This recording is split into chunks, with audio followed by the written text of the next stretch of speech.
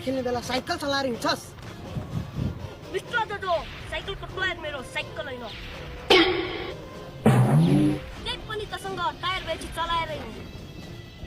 साला हेर न आफ्नो ठाउँमा पनि मुसो पनि बिरालो हुन्छ बिरालो बुझिस्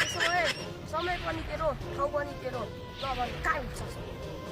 त्यसो भए यसको बारेमा पछि सल्लाह गर्नु सामान पनि ल्याएको छु ढिला छ म लैजानु भोलि सल्लाह गर्नु